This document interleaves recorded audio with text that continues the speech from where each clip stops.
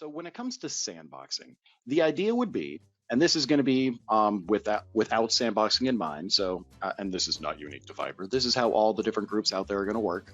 If there is no sandboxing, when a file with an attachment comes in, first off, the file attached is going to be the file that's as innocuous as possible, something that looks as just non-malicious as it can be, just to start the process of an infection. So it has typically like a Microsoft Office macro that you open and it just downloads something else. So that's all that has to get by the email security.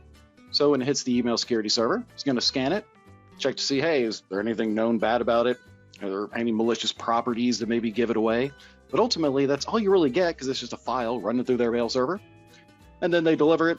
Happens to be a bad file, and you just have to hope something else is there to guard the machine.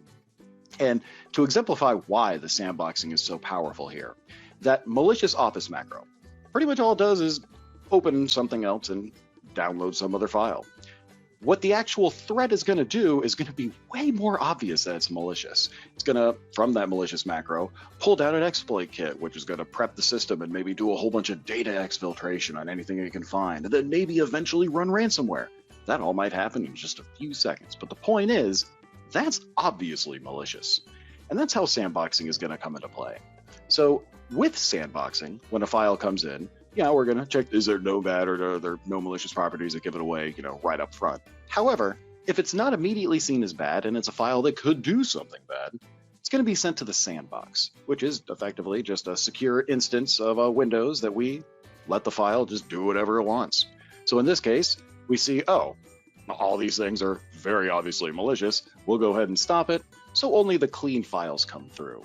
So that's the main idea. Instead of just being able to look at that very tiny foot in the door file the bad guys are sending and having to figure out, is that malicious, which that's what they put all their effort into, is making that first file as hard to detect as possible. It doesn't matter, though, when you just let it run and see everything it does through a sandbox. So that's an important thing that's these days kind of vital when it comes to the attachment security side of things.